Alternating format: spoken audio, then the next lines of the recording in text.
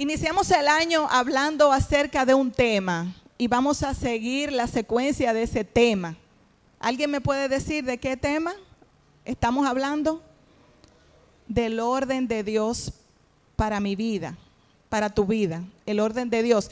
Y el domingo pasado estuvimos hablando acerca de darle a Dios el primer lugar. En ese orden, Dios tiene que ser el primero, amén.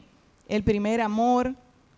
Si buscamos el reino de Dios y su justicia, todas las demás cosas son añadidas y se van ordenando. Dios te bendiga, Joel. Todo lo demás se va ordenando, amén. Hoy vamos a estar hablando del orden de Dios para la familia, amén.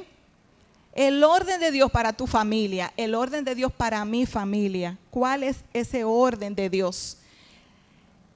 Fíjense que ahora no estamos hablando del orden de Dios en la iglesia. Después que estuvimos hablando de la prioridad de Dios en nuestra vida, como nuestra relación personal con Él, ahora vamos a hablar acerca del orden de Dios en la familia. ¿Por qué? Porque la iglesia, nuestra primera iglesia es la familia.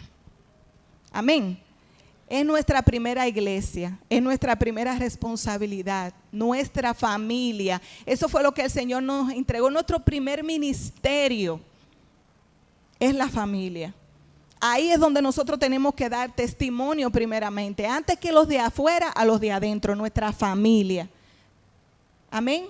Hay un orden que debe de estar establecido. Y si nosotros decimos que queremos que el reino de Dios se establezca en nuestra vida y en nuestra familia, entonces tenemos que dejar que sea el Señor estableciendo su orden. ¿Y cómo lo hace? A través de la obediencia a la palabra.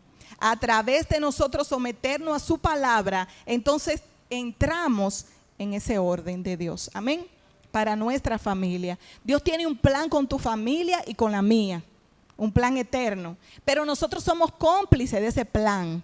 Nosotros somos parte importante, integral de ese plan de Dios. Dios lo puede hacer y Dios lo quiere hacer, pero cuenta contigo y conmigo para llevar a cabo ese plan en tu familia y en la mía. Hay una parte activa que nosotros tenemos que hacer. Acuérdense que cuando hablábamos el otro día de que Dios se encarga de lo imposible, pero nosotros de lo posible. Entonces, ¿qué es lo que yo tengo que hacer? ¿Cuál es mi rol dentro de mi familia?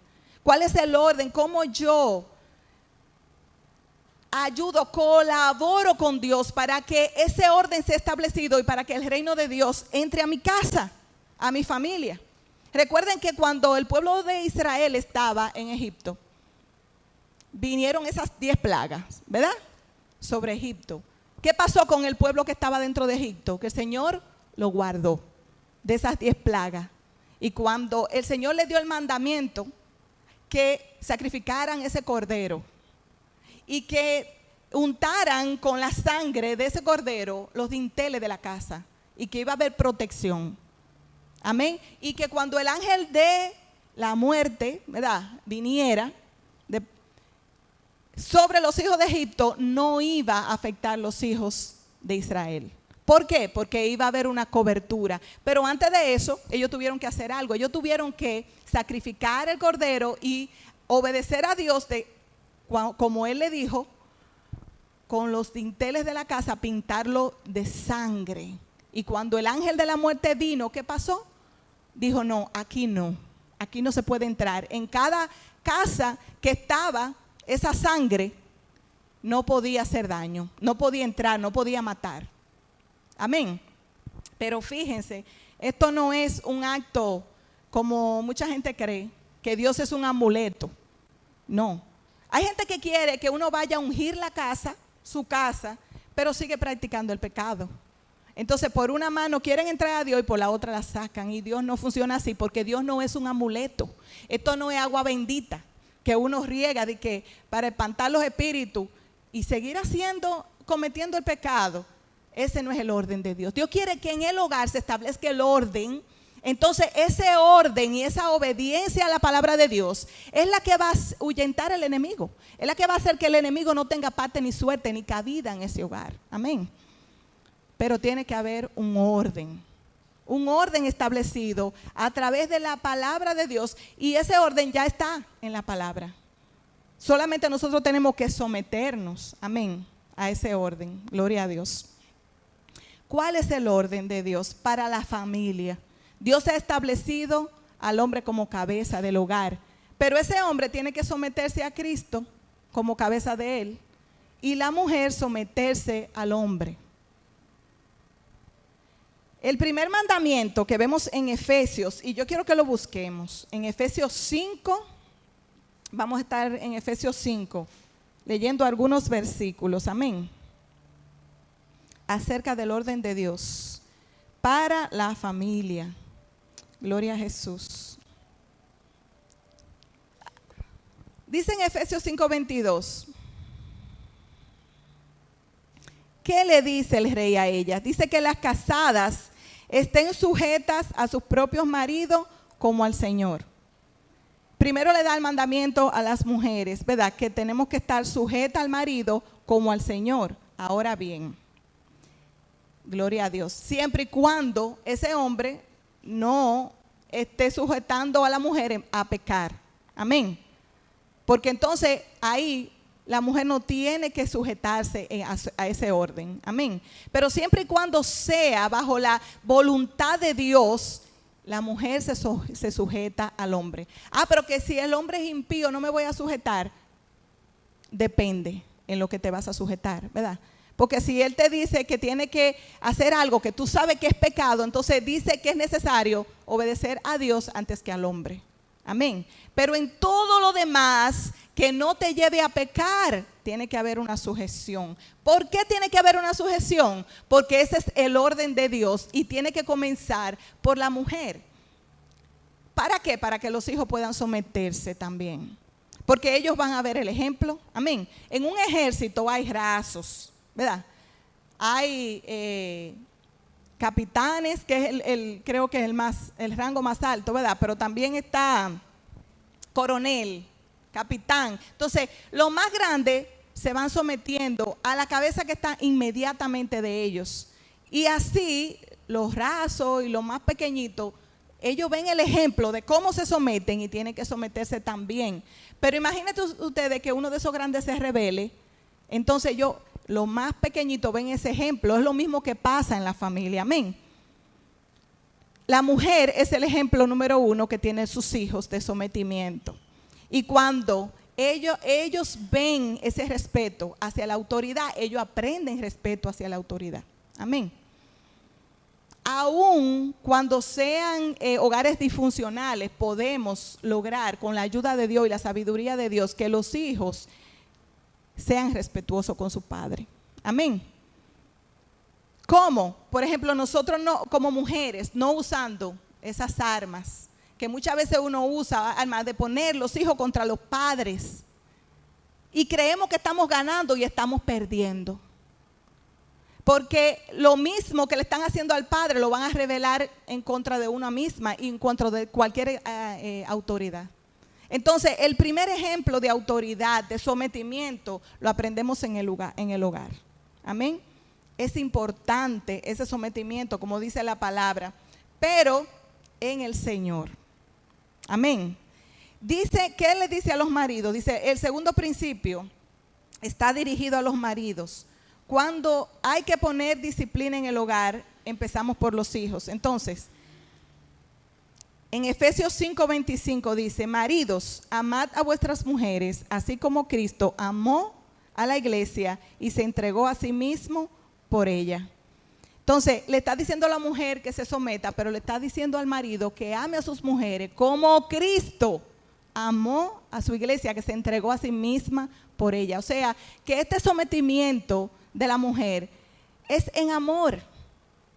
Porque el hombre va a amar, si el hombre se sujeta a esta palabra, a este orden, y ama a su esposa, y ama a su familia, y le da el lugar correspondiente, gloria a Dios, entonces el Señor es glorificado. Y es fácil que la mujer y que los hijos se sujeten a un hombre que se conduce por amor, no porque tengo la autoridad, yo soy el macho y el que mando y aquí hay que hacer lo que yo diga y ofendiendo a todo el mundo y diciéndole tú eres una bruta y tú esto y a los hijos. No, porque es en amor. Ahí es que hay bendición. En amor, ejercer esa autoridad en el amor de Dios, como Cristo amó a la iglesia, que se entregó a sí misma por ella. Amén. Entonces, pero hay una cosa que no es un dime y te diré. O sea, muchas veces en los matrimonios las mujeres comienzan a decirle, no, porque es en amor y tú tienes que someterte a Cristo como, y es así. Y entonces el esposo comienza a decirle, tú tienes que sujetarte. Y se saben más lo que le toca al otro que le toca a ellos mismos. Sí. Acuérdate que la palabra dice que, pero ¿qué te dice a ti la palabra? Si cada uno se sujeta a lo que la palabra me demanda a mí, entonces viene el orden de Dios. No es que yo estoy esperando primero que la otra o que el otro sea el que obedezca primero para yo obedecer. No, yo tengo que sujetar mi obediencia yo primero. Amén. Y yo sé que el Señor también va a tratar con mi pareja para que también se sujete a obediencia, pero yo tengo que dar el primer paso. Ese es el orden de Dios. El que tenga mayor entendimiento tiene que dar el primer paso. Amén. Dice que al que mucho se le da, mucho se le demandará. Entonces yo no puedo esperar del otro lo que él quizá no tiene o ella, ese entendimiento. Tengo que sujetarme yo. Tengo que yo comenzar por el orden de Dios y lo demás el Señor lo va a seguir añadiendo. Amén. Entonces hay un orden, hay un orden. ¿Qué le dice Dios? ¿Qué dice Dios en Génesis? Que lo leímos creo que la semana pasada. Y dejará el hombre a su padre y a su madre y se unirá a su mujer y serán una sola carne. El orden de Dios está en dos vertientes. La relación del hombre y la mujer y la relación de los padres con los hijos. Ese es el hogar principal, ese es el primario. Todo lo demás tiene que sujetarse a ese principio. Amén. La Biblia no le da mandamiento a la suegra. Fíjense que no. Tiene que hacer esto la suegra y no. O no le da mandamiento cómo comportarse la yerna. O cómo tiene que comportarse el cuñado. No. El mandamiento para la familia está en la relación de esposo, esposa, hijo y padres. Porque ese es el fundamento principal de la familia. Amén. Ahí, ese es el eje principal, esas dos relaciones. Y por eso la palabra es muy clara de cómo nosotros debemos de relacionarnos. Esposo, esposa, hijos y padres. Y todo lo demás trabaja en ese mismo orden. Amén. Pero cuando la familia se queda dentro del seno materno o dentro, y a veces se apartan, pero siguen con la misma regla de la mamá y del papá y no toman su propia autoridad como hogar, no está el orden de Dios. Tienen que establecer el orden de Dios en esa nueva familia conforme a la palabra de Dios y conforme a como Dios le guíe. Tienen que ir poniendo ese orden, amén, en sus hijos, en la relación interpersonal de marido y mujer también. Entonces, vemos cómo ¿qué orden reciben los hijos? Vamos a buscarlo en Efesios 6, del 1 al 9.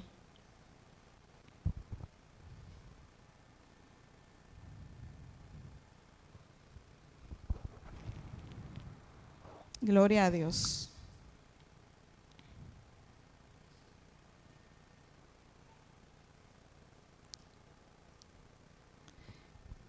Ahí donde dice hijos, ¿verdad?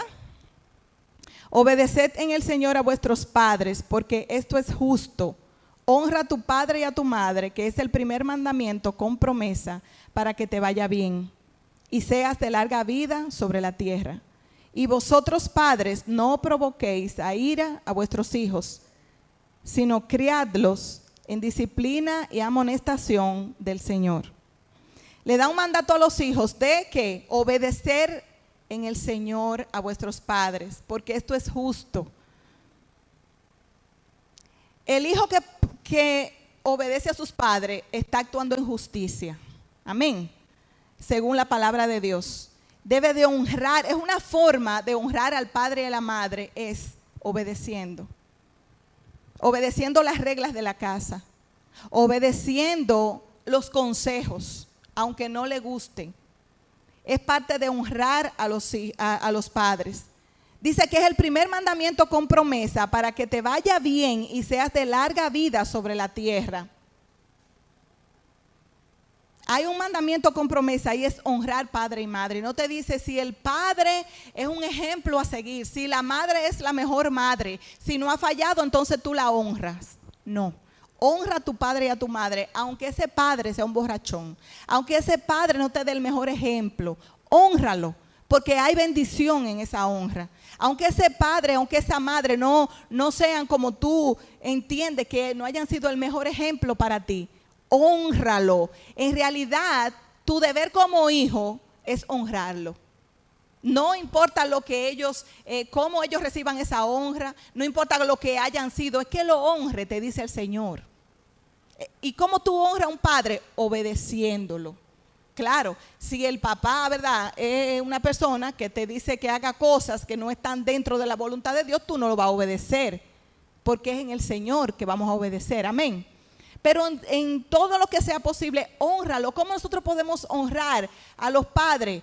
Visitándolos si no vivimos con ellos, proveyéndole de lo que nosotros tenemos, que así como ellos nos dieron, que nosotros podamos honrarle, que podamos llevarle de las bendiciones que nosotros recibimos, que nada más no seamos una carga para nuestros padres. Hay hijos que nada más van donde los padres cuando necesitan, pero no saben llevarle un regalito, no saben decirle, aquí vinimos a traerte una mano de plátano, vinimos a estar contigo, vinimos a pasar tiempo con una visita. Amén. Eso es parte de la honra a los padres. Parte de la honra de los padres también es ser testimonio. Porque uno deshonra a los padres cuando uno actúa mal. Tú no estás representando a tus padres. Y hay hijos que deshonran a sus padres con el testimonio, lamentablemente. Amén. Hay hijos que uno siembra en ellos y quizá lo que uno está cosechando no es lo que ha sembrado. Y tú dices, pero ¿por qué yo no estoy viendo lo que he sembrado? Hay momentos en los que uno no está viendo la siembra. Pero déjame decirte, nosotros no somos responsables como padres del fruto que de esa siembra, nada más de sembrar. Nosotros somos sembradores. El crecimiento lo da Dios. A su tiempo lo da Dios. Amén. Entonces no nos cansemos de hacer el bien, porque a su tiempo segaremos y no desmayamos. Porque nosotros tenemos, los hijos, ¿verdad?, nuestra familia es el terreno donde nosotros tenemos que sembrar. Y mientras más pequeños son, nosotros tenemos que ser más esforzados en sembrar. Porque el terreno está fértil cuando niños, ¿verdad? Ya después de adultos se hace un poquito más difícil, porque los adultos tienen que tener sus propias decisiones. Por más cosas buenas que tú hayas sembrado en los hijos, ellos tienen que tener su propia experiencia. Y la experiencia y los tropezones son los que hacen levantar los pies. A veces hay padres que no queremos que nuestros hijos pasen quizá por experiencia dolorosa, pero el dolor es necesario para madurar. A veces hay padres que queremos evitarle a los hijos el sufrimiento y queremos como hacerle la vida más cómoda, y no le hacemos bien con eso. Porque dice la palabra, ¿verdad?, que el padre que ama a su hijo lo corrige. La corrección es parte importantísima de esa relación de padre e hijo. Hoy en día nos venden los medios que nosotros tenemos que ser amigos de los hijos. Pero nosotros no tenemos que ser necesariamente amigos, tenemos que ser padres. Ahora, si dentro de esa paternidad podemos tener una amistad, generalmente se da en la adultez. Porque ya en la adultez es que los hijos se ponen en el lugar de los padres, generalmente. Porque los adolescentes no entienden nada de lo que tú le estás diciendo. Ellos todo lo cogen con que tú le quieres hacer daño, que es malo, y la rebeldía. Entonces en ese momento tú no tienes que agradarlo a él, hacer lo que le agrade, sino lo que le conviene, lo que necesita. Y ahí es donde está la parte difícil de ser padre y de ser madre. Porque es muy fácil cuando los hijos son obedientes y todo que sí, pero cuando tú tienes que tomar una postura firme y tú sabes que ese hijo no está de acuerdo con eso o que le duele, la corrección duele, porque en el momento dice la palabra que la corrección no es causa de gozo. Cuando tú corriges a un hijo a ti te duele también, pero hay que hacerlo, porque entonces no hay sanidad. Puede pasar como los hijos de Elí, que Elí, por no estorbarlos, ¿qué pasó con los hijos de Elí? Que acarreó juicio. Y ellos murieron de una mala forma porque Dios los juzgó a ellos y a Elí, porque Elí no lo corrigió a tiempo. Y ellos tenían libre albedrío y hacían dentro del altar lo que ellos querían. Entonces, hay veces que hay que tomar esa autoridad de padre. ¿Por qué? Porque Dios no la va a demandar a nosotros. Y a la cabeza es que Dios le demanda. Amén. Cuando Eva pecó, ¿a quién fue que Dios llamó? Fue a Eva. A Adán. ¿Qué fue lo que hiciste? Pero fue Eva. Pero fue a Adán que Dios le dio la autoridad. Y si Eva pecó, fue porque Adán no hizo bien su administración como líder y cabeza. Por eso Dios le llamó la atención a Adán. En una empresa, cuando hay un problema que se equivoca algún empleado, ¿a quién es que mandan a llamar? ¿Dónde está el administrador? ¿Dónde está el jefe aquí? Al jefe, al administrador, a la cabeza, al líder se le demanda, porque al que más se le da, más se le demandará. Usted sabe que cuando Dios te pone como autoridad y como cabeza, hay más demanda sobre ti. Hay más demanda porque todo privilegio trae responsabilidad. No hay un privilegio sin responsabilidad. Usted quiere privilegio, asuma la responsabilidad. Y esa responsabilidad a veces es dura, a veces uno no la quiere, a veces duele, no es bueno. No es bueno, no es placentero corregir. No es placentero, pero hay que hacerlo. Porque es parte de la responsabilidad, es parte de la cuenta que vamos a dar. Amén, como padres, como cabeza que Dios te ha dado, no, eso no es de que para que te gloríe. La autoridad no es para gloriarse, yo soy la autoridad, no. Asuma su responsabilidad si usted entiende que es una autoridad de parte de Dios. Amén. Entonces, ese es el orden. El hombre como cabeza, la mujer se sujeta al hombre y los hijos a los padres. Pero por encima de un alto hay uno más alto. ¿Quién está por encima del hombre? Dios. Entonces el hombre tiene que sujetarse a Dios. No es como él quiera gobernar, es como Dios dice en su palabra que él tiene que gobernar. No es a su manera, no es con sus reglas, es con las reglas establecidas por Dios en su palabra. Ese es el orden. Entonces, esa es la forma de traer el cielo a la tierra en tu casa. ¿Recuerdan lo que hablamos, verdad? Del reino de los cielos la semana pasada. ¿Cómo nosotros traemos el reino de los cielos aquí a la tierra? A través del sometimiento a la palabra de Dios. En mi familia yo establezco el orden de Dios. Y los demás tienen que sujetarse mientras vivan en la casa. Tienen que sujetarse a ese orden, amén. Porque hay hijos que nada más piensan en cuáles son sus derechos. Ay, la cena mía. ¿Y dónde está esto? Pero ¿dónde están tus deberes? ¿En qué tú estás colaborando? ¿En qué tú estás ayudando? Porque también es parte. Nada más no son derechos. Hay deberes. Tú puedes decirle en qué puedo ayudar, en qué puedo colaborar. Mami, papi, dime. Ese es el orden de Dios. Esa es la honra. Amén. Nada más no es demandar. Tú no tienes una esclava, un esclavo que trabajan para ti. Ah, porque hay hijos que dicen, no, porque yo no pedí venir a este mundo. Bueno, pero Dios te la regaló la vida. Pero tu papá y tu mamá no tienen culpa de todos los problemas que tú estás pasando. Y de toda la rebeldía. Y de toda la falta de sometimiento. No tienen problema ya con eso. Aún hay hijos que son adultos y todavía lo que están es demanda y demanda y demanda. Y ya es hora de dar. Da por gracia lo que por gracia recibiste. Hay hijos que tienen 30 y 40 años y todavía se cree que los papás tienen deber con ellos. No, mi hijo, ya tú estás criado y enterito. Ya tú tienes que darle a los papás. Alábalo si puede. Sí, porque nada más hay hijos que oye, son sesentones ya y todavía ellos están buscando, bájame a buscar una mano de plátano donde mami, donde vaya a llevarla mejor. Que ya su papá dio lo que iba a dar y su mamá dio lo que iba a dar. Bueno o malo, pero ya lo hizo. Hónrelo a ellos. Amén. Y hay una partecita aquí donde dice: y a vosotros padres, no provoquéis a ira a vuestros hijos, sino criadlo en disciplina y amonestación del Señor. Nosotros como padres tenemos que pedirle sabiduría al Señor para amonestar a nuestros hijos. ¿Cómo dice ahí? Gloria a Dios. No provocarlos a ira, sino criarlo en disciplina y amonestación.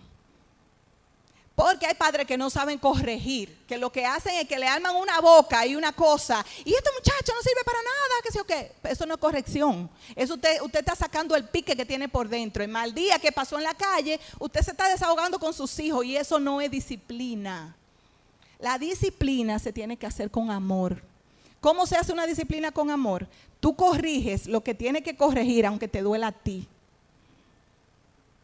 Pero tú sabes que esa disciplina, aunque en el momento no se vea el fruto, va a dar fruto. Porque lo dice la palabra, que la disciplina da fruto en los hijos, da el fruto. Si nosotros lo hacemos en amor, no con ira. Porque la ira hiere, pero la disciplina con amor sana, instruye, capacita. Amén. Gloria a Jesús. Honrar a los padres implica alabar y estimarlos a través de la obediencia, el respeto, la admiración y la retribución. Gloria a Dios. Ya hablamos de la honra de los padres. Y sobre la disciplina es educación, es la corrección que un padre da a su hijo. Un padre no disciplina a los hijos de los demás, pero presta cuidadosa atención a la educación de sus propios hijos. Cuando un padre disciplina a su hijo, lo está preparando para hacer lo que él quiere que sea. Amén. Cuando tú disciplinas a tu hijo, tú lo estás preparando para la vida. Porque la vida no es color de rosa. ¿Cuántos lo saben? Entonces, si tú lo consientes a tus hijos nada más y todo es que sí, todo es jejeje, tú no lo estás preparando para la vida. El primer chaguazo que venga a dar el enemigo, ahí se quedó, ay, yo soy la víctima. Porque no lo preparamos para la vida. Y lamentablemente a veces queremos amar tanto a nuestros hijos que no lo preparamos para la vida, para asumir responsabilidades, para ser íntegros, para asumir compromisos. Y es con la disciplina que nosotros formamos, a través de la disciplina, con amor, ese carácter en nuestros hijos. Dice la palabra en el proverbio: instruye al niño en su camino y aun cuando fuere viejo no se apartará. Pero tú dices, bueno, pero el mío es grande y se apartó. Pero yo si le creo a esa palabra, yo sé que en algún momento, en algún día, cuando yo menos lo espere, Dios va a tratar, porque esa palabra está ahí y va a florecer. Aunque no lo esté mirando hoy, yo lo creo, porque dice que la palabra de Dios no cae vacía. Yo he escuchado más de un testimonio, muchos testimonios de personas que se han ido a las drogas, que se han perdido en los vicios, que han estado en los lugares más recónditos. O sea, el enemigo lo ha tenido atrapado por completo. Y por la intercesión de unos padres y por la semilla que ha sido sembrada, de ahí lo saca el Señor. De ahí lo saca el Señor. Yo he escuchado muchos testimonios de grandes evangelistas, de grandes adoradores del Señor, que estaban hasta en el satanismo. Yo escuché hace un tiempo un testimonio de un adorador, tal es Roberto, que yo creo que lo conocemos casi todos. Un gran adorador de Dios, cómo el Señor lo usa. Sin embargo, él estuvo en el satanismo, él estuvo perdido en esa música metálica. él tuvo un encuentro con el mismo Satanás. Él dice en su testimonio que un día estaba tan drogado, él se levantó y dijo, hoy va a ser el día que yo me voy a dar la nota más alta, yo voy a disfrutar este día, yo voy a gozarme.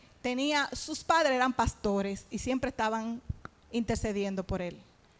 Y mire cómo estaba ese muchacho perdido por años, en ese mundo.